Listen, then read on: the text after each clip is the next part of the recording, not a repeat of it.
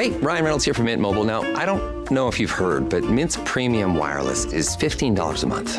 But I'd like to offer one other perk. We have no stores. That means no small talk. Crazy weather we're having. No, it's not. It's just weather. It is an introvert's dream. Give it a try at mintmobile.com/switch. Upfront payment of $45 for 3-month plan. $15 per month equivalent required. New customer offer first 3 months only. Then full price plan options available. Taxes and fees extra. See mintmobile.com.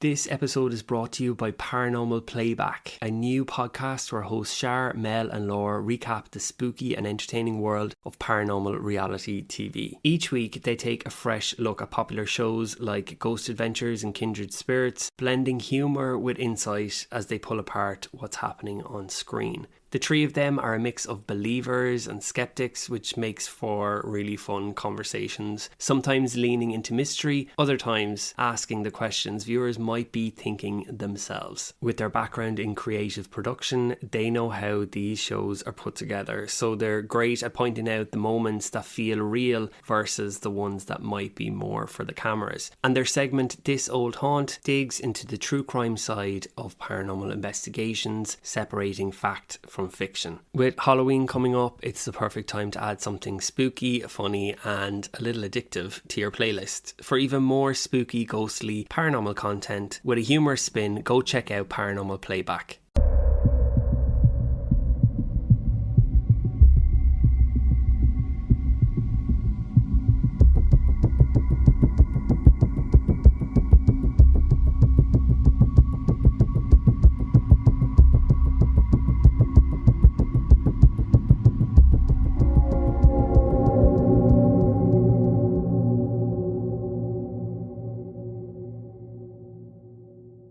Hello and welcome back to another episode of Scary.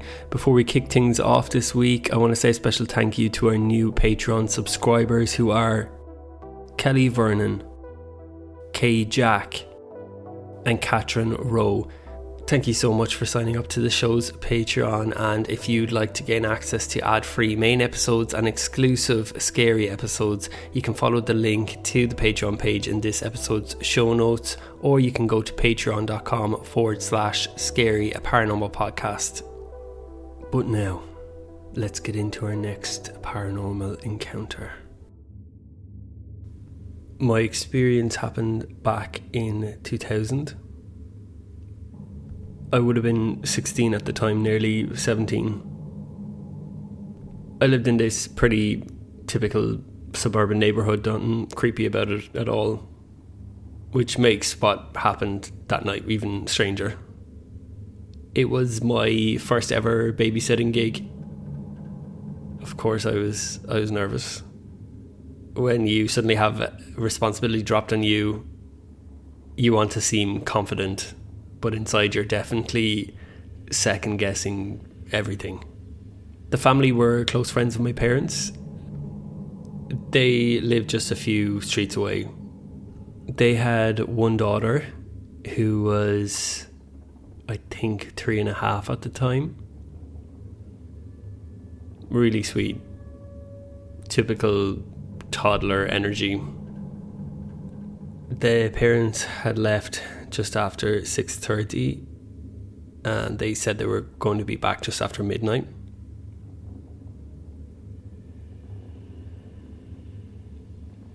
Before they went, I got the rundown about Sophia's bedtime routine and stuff, snacks in the kitchen if I needed them, all the emergency numbers.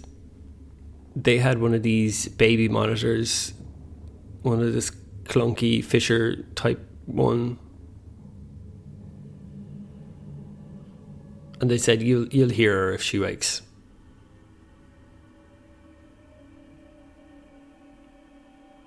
I remember the feeling when the door closed behind them and suddenly I was aware that I was alone in this house and that there was a kid sleeping. Not scary exactly, but weirdly serious.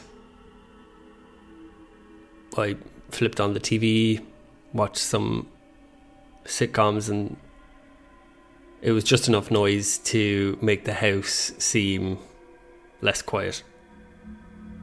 Stop me from thinking about the responsibilities that I had. After about an hour, I went upstairs to peek in on Sophia. She was sound asleep under her blanket and was barely moving. Seeing her peaceful kind of helped me relax a bit, and I headed back downstairs and grabbed a snack in the kitchen, settled back in on the sofa.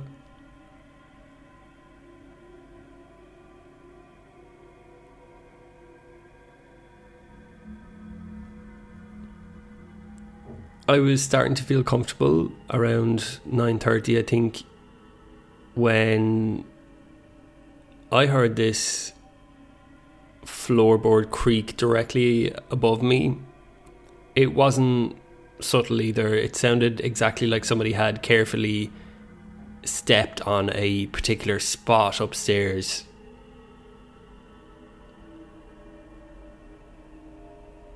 My heart kind of skipped, and instinctively I looked straight at the baby monitor, but there was just silence, just static, no cries, no murmurs, nothing. I just turned the TV completely down and listened really, really carefully. Before I could second guess myself, I decided to go up and check again just to be safe.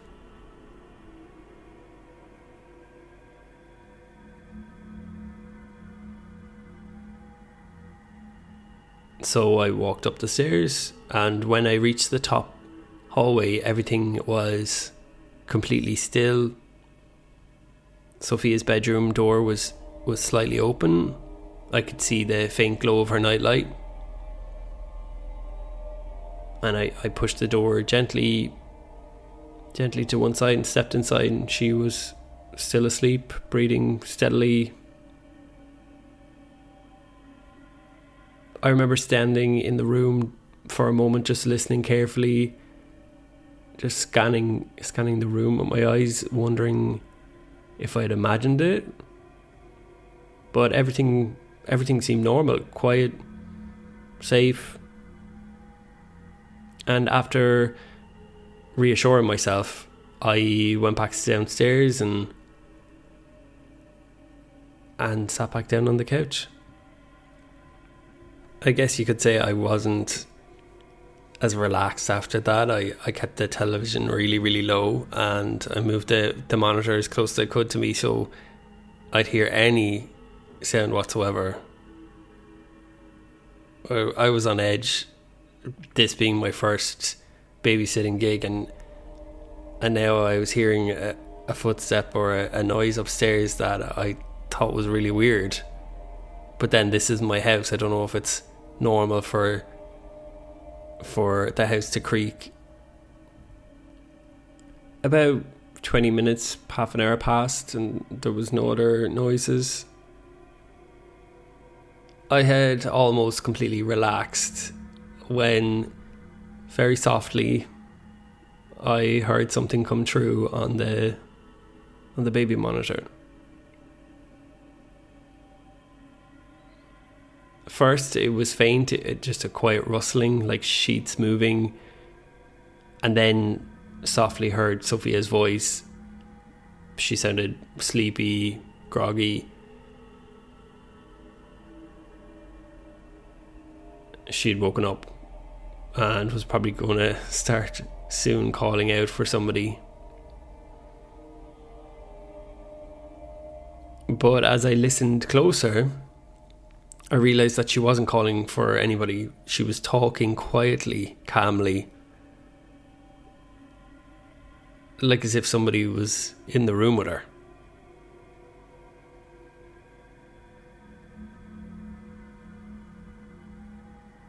The words weren't completely audible at first, just kind of fragments. What I did hear was, "Mommy said I'm not allowed." And then, "No, I don't want to go there." She's awake. Without even thinking, I was on my feet, already heading up the stairs. When I got to the top of the stairs, that's when I heard her scream. And it didn't feel like a normal child's scream. It was really sharp, filled with real terror.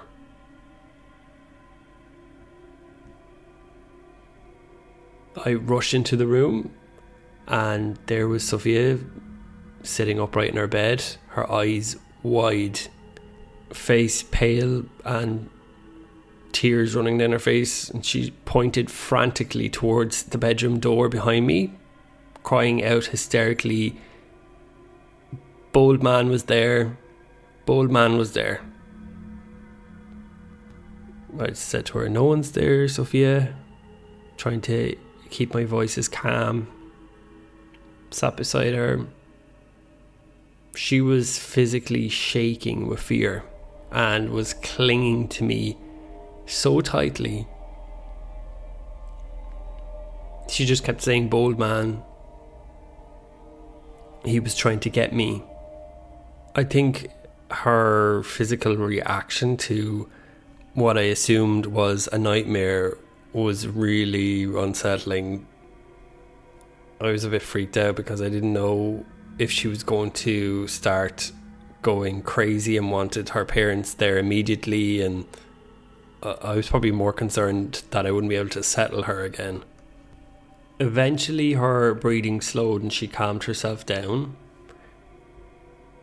She didn't look like she was going to fall asleep anytime soon, so I asked her if she wanted to come downstairs, and she nodded immediately. We went downstairs, carried her halfway down, set her up on the sofa with a blanket, and I remember flipping through the channels just to have something, anything playing. I didn't even think she was watching. It was just having a sound, something to distract her. So for a while nothing happened. We just sat there. Kids have vivid imaginations, right? Maybe she had a night terror. Maybe the voice on the monitor was her dreaming out loud. Mentally, I was looking at the clock and wondering how close it was to midnight. I turned my head to look at the clock on the wall, and there I saw him. Halfway up the staircase, right where shadows kind of pooled underneath the landing light, stood a man.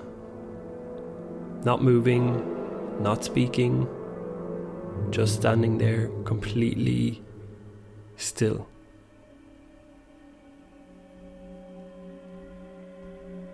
I want to say my first thought was complete confusion. My brain couldn't register what I was seeing. Why is there a man in this house?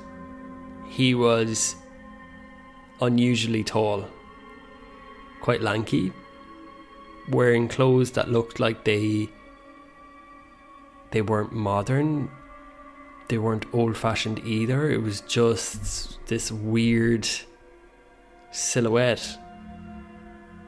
I was trying to understand what I was looking at. He didn't say anything. He didn't move. I looked down and grabbed Sophia's arm to try and pull her away, and when I looked up, he was gone. Completely gone. No sound, no shift in the air, no door close. She hadn't seen him. She was still curled up beside me, and she was kind of slightly dozing off. At that age, I wasn't good at making decisions. I sat there and stared at the stairs. Every nerve in my body was alive with adrenaline. I didn't know if there was an intruder and he had gone upstairs or was hiding. I didn't know if I should grab Sophia and just run out into the street. I couldn't make a decision. And then Sophia turned around, grabbed my arm and said, It's okay. Sometimes he's nice, sometimes he's angry. It's okay. She was comforting me. She knew that I had saw that guy or thing on the stairs, and she was talking about him like as if he was just some everyday thing in her house. I was so freaked out. I didn't know what to do. Eventually, I decided to call my mum. I knew she was pretty close by, and I told her that I thought that there was somebody in the house, that I saw a guy on the stairs. She said that she'd be there in 5 minutes, and within 5 minutes both of them were. My mum stayed downstairs with me and Sophia, and Dad went upstairs and checked the house, every room, every closet. He even looked in the attic, double checked the front door, the back door, windows, locks, the garage. Everything was secure. No sign that anyone had broken in. I could tell he knew I hadn't imagined this from nothing, you know. He came back downstairs, gave me this look, not panicked but serious, like he'd seen enough weird things in his life not to rule anything out, I guess. They decided that my mum should stay with me until the parents got back. It would be quite weird if they walked in and they saw me and my two parents and their child. It would look like I was totally not capable. When they came back, I didn't tell them the full story. I just said that Sophia had gotten scared, that I thought I'd heard something in the house and just wanted to be safe, and that's why my mum came over. And I just made out that, I was jumping to conclusions. Sorry. It's for the first time my mum made up a story just to say, she was nervous. But I swore to her I knew what I saw. And as all this is going on, Sophia's telling her father how I had saw the man. I was asleep, he scared me. Then he was on the stairs. I could see the parents looking at each other like they knew something weird was happening here, but were not willing to talk about it or say anything. In the end, they thanked me, they paid me, told me that I did the right thing, and that was that. The father drove the two of us back home. I told my mum that I never wanted to babysit there again. And weirdly, there was no follow-up. They never asked me to babysit again. I swore that my mum had said, concocted some story, but she swore that she didn't. Maybe they thought I was incapable. Maybe they knew that something weird was going on in the house, and they knew that I had saw this guy. A couple of months pass, and I'm looking for some extra money again. So I decided to babysit again. Not for them, but for a different family. My cousin had recommended me to them. I think my mom and her mom had been talking, and she was asking for a favour. My cousin reached out and asked if I wanted to grab a coffee with her, so I did. I had never told her about what I had experienced. She's telling me how, she makes a good bit of money babysitting, and it's so good to have extra money. Eventually I feel like I should be talking about babysitting, and I tell her, my first time babysitting was pretty rough. So she's all interested and has asked me why. And I said, I had to babysit this little girl, and I saw something weird in the house, and it really freaked me out. I had to get my parents over. It was really embarrassing when I think back. And she's looking at me really serious. She's not laughing. She's not making light of what I'm saying at all. And she asked me, whose kid was it? And I tell her the family name. And she said, I saw the exact same guy. I refused to babysit their kid anymore. I had the worst experience ever there.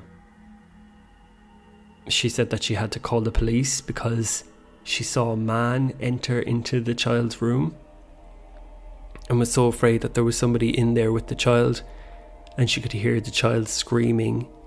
And she said she was so terrified to go into the room but couldn't stand outside and listen to the child screaming, not knowing if there's some guy in there that's like attacking her.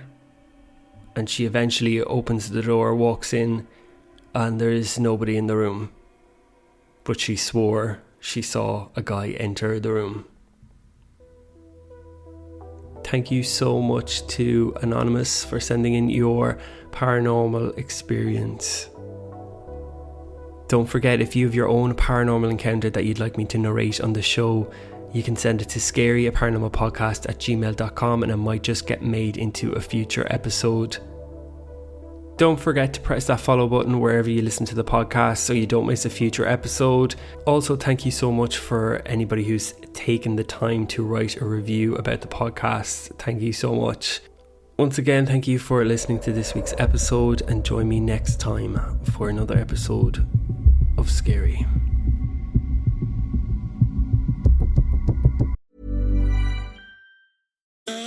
G'day USA, it's Tony here from the Tony and Ryan podcast. My best mate and I, we make a podcast together every day, daily laughs, but you don't have to take our word for it. Ali listens to the show from North Carolina. Why should other people in the US listen to this podcast? They're just going to make you laugh your ass off and make you be a better person, start your day off better, end your day off better. Whenever you listen to the podcast, you're just going to fall in love. Oh, well, no one's ever said anything that nice before, so I love it. I love it too. Listen to Tony and Ryan.